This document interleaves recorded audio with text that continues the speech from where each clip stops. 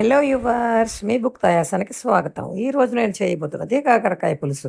దీనికి కావలసిన పదార్థములు: కాకరకాయలు 2, ఉల్లిపాయ 1, పచ్చిమిరపకాయలు 2, నువ్వుల పప్పు 1/2 కప్పు, పచ్చి బియ్యం 1/2 కప్పు,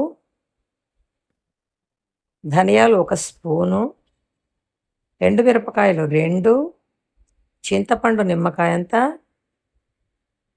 పసుపు కొంచెం, ఉప్పు రుచికి సరిపడా, పోపుకి మెంతులు, ఆవాలు, ఇంగువ, కరివేపాకు, నూనె 1.5 స్పూను.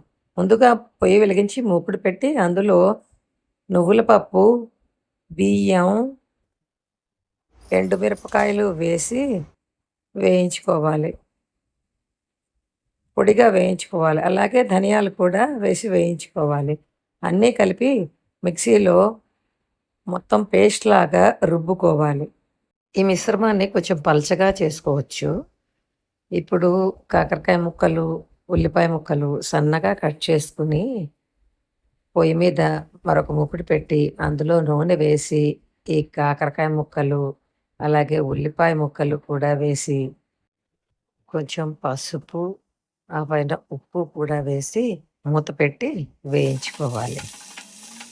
ఇలాగా ఒక 5-8 నిమిషాల పాటు ఈ ముక్కల్ని వేపుకుని అవి వేగాక చింతపండు గుజ్జుని అందులో వేసి తర్వాత ఈ రుబ్బుకున్న మిశ్రమాన్ని కూడా ఒక గ్లాసు నీళ్లు పోసి దానిలో పలచగా పోసుకోవాలి.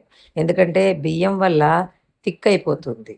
అందువల్ల అందులో బెల్లం, సరిపడా ఉప్పు, తీపి, ఉప్పు ఎవరి టేస్ట్ అనుసరించి వాళ్ళు వేసుకోవచ్చు.